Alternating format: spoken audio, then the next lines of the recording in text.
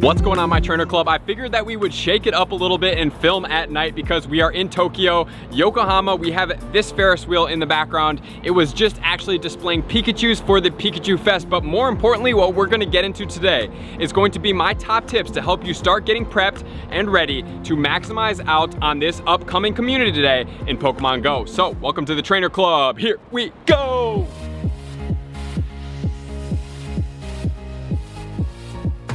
Welcome back, everybody, and welcome to another episode. Today we are going to start getting you ready, prepped for everything that's to come on this September upcoming community day. So it has followed trend, and drop in the comments and let me know what do you think about it, because I'm sure all of you guys know. If you do not know, it is going to be Turtwig. So Turtwig is coming up for this community day on September 15th from 11 to 2 p.m. local time. It's gonna be a Sunday, so make sure that you block your plans off, because I really think that not only are the bonuses that are coming up gonna be amazing, but also I think this Pokemon is really gonna have quite a significant jump up in whatever exclusive community day move that it gets. Let's start talking about number one. We want to start getting ready our resources, right? Because this event is going to have 3 times catch Stardust bonus.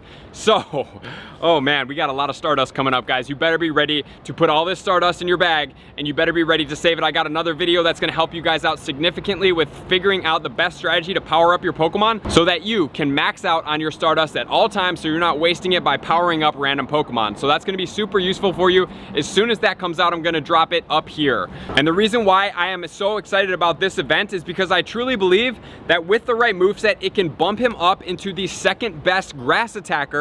I hope it doesn't go ground, because ground is way too competitive. We have Garchomp, Mamoswine, most importantly we have the Groudon, like legendary ground Pokemon versus a starter third evolve. Not very smart, but if it goes grass, it's definitely gonna be something that we wanna check out, because the stats are pretty comparable, slightly better than the Venusaur. His attack is better. We'll get to that later in the video. I don't wanna spoil it right now for you guys, but this is why we're gonna go super into these tips right now. And of course, drop in the comments and let me know, do these pre-tips help you guys get prepped for the community days? You know, because we have a decent amount of time, so I want you guys to be prepped and ready going up to the community day, and then I drop my video for the community day, so you are prepped here, and then you hit here, and then you're prepped there. So we have all the preparation full circle, instead of you guys getting there and be like, oh guys, by the way, you hopefully have coins and you have star pieces, right? So I'm sure it helps, but drop in the comments and let me know below. So we're gonna need a lot of star pieces coming up, guys. So I'm assuming for this Stardust event, they're going to have a pretty significant box that's gonna be heavily focused on star pieces. The reason why I'm talking about that right now is because you need to allocate 6 star pieces for September 15th on the Stardust event. So I would suggest just churning through them all, because I'm sure that my tips right now are gonna help you save up enough coins to be able to get you. So the first thing you could do if you wanna start is getting Turtwig candy. For me, Turtwig is very, very common, so I have a lot of Turtwig candy. So you could walk it, you could put all of its evolutions in a gym as well, and then you could bury it for extra candy. So I'm not gonna suggest that, but that is an option. I just want to let you guys know. What I would suggest doing right now is starting to catch them, because they're pretty prevalent, right? Especially in the event right now, they're out a little bit more. The Gen 4 starters, getting you prepped and ready for the community days coming up, because now we're gonna have a rare after the Turtwig, then we're gonna go to the Chimchar, and then we are going to go to the Piplup. So we have those guys coming up. We wanna be prepped and ready to go for all of them. Get the candy now, start using your Pineaps on those guys. So in order to have you prepped and ready to go with everything, what I suggest doing to start putting your Pokemon in gyms. If you're not like a frequent gymmer, definitely make it a habit to start going to a gym, maybe around like 8, 9, 10 o'clock. I don't know what your bedtime is and what your schedule's like, but go to the gyms at that time, to gyms that don't turn over frequently, meaning that they're not gonna get kicked out within a minute, right? Like I'm in Tokyo right now, and the gyms are constantly turning over, like literally in minutes. As soon as you fill a gym up, it's already getting battled to take down. So I've literally gotten 2 coins since I've arrived in Tokyo 5 days ago. That's literally how intense it is. What I'm saying to do is find a gym that's a little bit more remote, that you know doesn't get taken down. You might see some dead guys in it quite often. Go there, either take it over or find a couple gyms, drop in 1 or 2 or 3. So 50 coins, because we're gonna take all of the coins that we have earned and are earning and are buying up until the end of the Stardust event, and we're gonna turn all those over. Then we're gonna start new, which is gonna be on August 20th, and we are going to then go full force in that direction. We're gonna have to save our coins up. So after 30 days, with 50 coins per day, that is 1,500 coins. You can buy an Ultra Box, you can get your star pieces, and you can have raid passes, probably super incubators and everything like that, stocked up and ready to go. The other thing you may consider, since you're gonna be running star pieces this whole time, and what I like to do, is I like to save my 10K eggs. Helicopters! I like to save up my 10K eggs for these community days, and then I will pop them all at the same time. So I try to get 9 10K eggs. As soon as community day starts, I super incubate all of them because I don't want to wait for that 10 kilometers. I'd rather do it in 6.7, and I'll have star pieces on anyway. It's a great way to chalk up all your dust if you're not one of those constant incubators at all times. So as far as when the day gets here, what I suggest you need is going to be, I would say, 200 pineapple berries. You don't necessarily need them right now because I think I have about 2,600 Turtwig candy already, right? Like, I am sitting pretty with my Turtwig candy. I'm sure that you guys are too. So we don't need an extreme amount because he's not like a super rare Pokemon. If something else rare comes out during the meantime, I would definitely suggest not holding on to those pineapple berries like it was for the Ralts. That was my emphasis. This is gonna be more for getting the evolution. So the candy is important, but it's not my number one. Definitely want to make sure you have 400 plus Ultra and Great Balls to be ready and prepped to catch, and you're going to need 6 star pieces, and if you so decide, you can also have 6 incenses as well as 6 lucky eggs. So those 2 are my least important because the focus of the event is the 3 times catch Stardust. Along with those 10K eggs that you're going to have 9 of if you're following my tips, you are going to churn a lot of Stardust after this already week-long Stardust event. So it's going to be quite lucrative. You guys are going to be sitting very pretty. So I have 2 more tips that are going to get you prepped and ready, and then we are going to get into the stats and what the anticipated moveset that I obviously think is coming for this Torterra Turtwig's Evolve. So here we go. We got 2 more coming up right now. Number 1, I want to recommend that you start catching a lot of these Turtwigs in this event and after this event all the time, and start trading them now to try to get good quality luckies, because not everyone that comes out lucky is going to be a good quality lucky. So what I suggest doing, stack up on your lucky trades, trade, get ready to go, because you want to have these luckies ready to go to evolve so that you can capitalize. You guys are good? So trading those luckies, super important, getting them ready, and you can always transfer ones that you don't think that you would power up. But most importantly, on sunny days, you're gonna have boosted Turtwig so you can get the upper levels above level 30 all the way to level 35.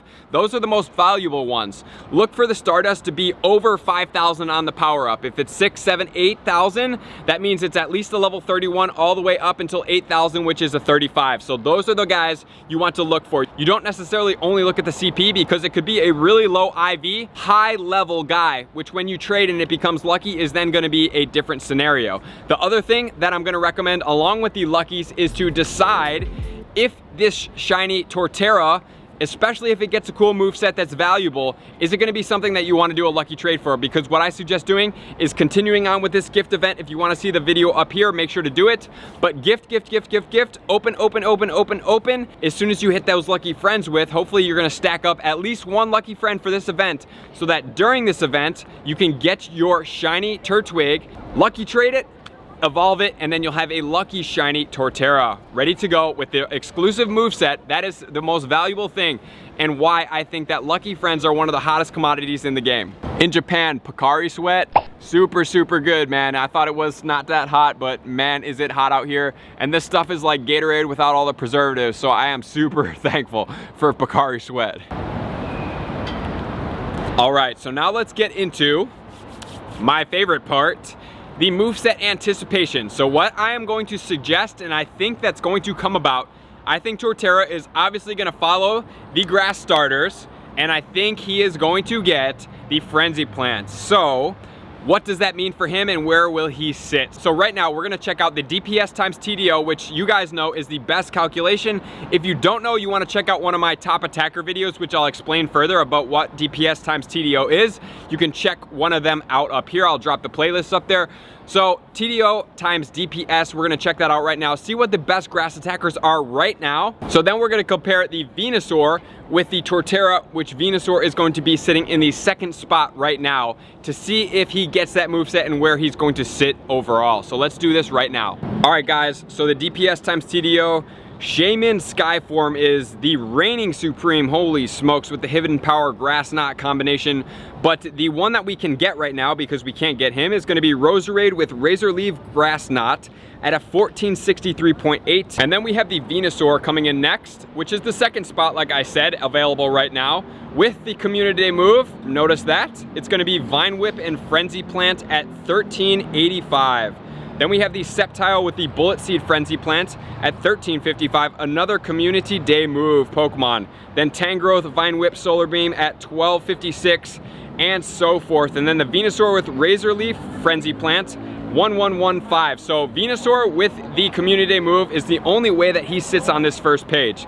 So notice here we have the Torterra, which is on the third page at a 915 right now based on his moveset, which is Razor Leaf Solar Beam. So he does not obviously have the Frenzy Plant right yet. So I anticipate that they're gonna give Torterra the Frenzy Plant to bump him up. I really hope it's not a ground move like Earth Power or something like that. Although Earth Power is a pretty dominant move, like I said, you're not competing with the Groudon and the Garchomp. There's just no way. The moves and the rankings and the stats, you just can't get there. But he can get here in the grass. He can sit up there. So right now we're gonna check out the comparison sitting back to back with the Venusaur as well as the Torterra. So let's get into it right now. So before we get into the Venusaur and the Torterra comparison, we're just gonna check out the Roserade stats real quick. So 2971 max out, attack stat at 243 with a rank of 33, defense 185, 101 rank, and stamina 155 with a rank of 279. So the reason why the Roserade doesn't have a higher DPS times TDO is because his stamina is so low. So the reason why the Venusaur can compete with him is because he has higher stamina, which helps him last a little bit longer and do a little bit more damage for the overall betterment of his Pokemon career. So now let's check out the comparison of the Torterra and the Venusaur to see what is sitting best. So checking out on the left, we have the Torterra. So Torterra is a max CP of 2934, attack of 202, defense of 188, stamina of 216. On the right, we have the Venusaur, max CP of 2720, with an attack of 198, a defense of 189, and a stamina of 190. So comparing the two, we have the Torterra above the Venusaur with an attack of 202, with the attack of Venusaur at 198. So the defense of the Torterra is 188, and the defense of the Venusaur is 189, so basically the same, and the stamina of the Torterra is 216, while the Venusaur is 190. So now you see why I'm anticipating this great moveset bump, especially if it is the grass moveset Frenzy Plant that I'm anticipating. So his attack is better, his defense is virtually the same, and his stamina is better, which means he is going to get a better bump than the Venusaur is, right? So he is going to be bumped up into the second tier spot, second place, sitting below the Roserade. So I am hoping that he does get this Frenzy Plant move. I cannot wait to see how much it jumps him up from that third page. In my opinion, I think it's gonna go into the second spot. I can't see why it wouldn't. So that's why I'm saying stack up on the luckies, get your coins ready, get your Turtwigs ready, start trading them now, save up those luckies. So hopefully on Community Day, everybody's gonna get that boosted sunny weather so you can catch those higher CP level shinies, and then you can trade them with a lucky friend on that day and you can max out. But if not, you're gonna evolve them and you can always lucky friend trade them later with his move. So thank you for tuning in, guys. I appreciate all the likers, the commenters, the subscribers. I appreciate you guys checking out my vlog videos. I really appreciate all my Patreon members who've taken their support to the next level. And you know what I'm gonna do? I'm gonna see you out on that next video, doing as much as we possibly can, getting you prepped and ready to max out in Pokemon Go. So thank you for being a part of the Trainer Club. I just wanna say I really appreciate you guys. Peace. I just want to take a moment and sincerely thank all of my Patreon members, everybody that has taken their subscription to the next level and chosen to support me on this platform. I greatly appreciate you guys.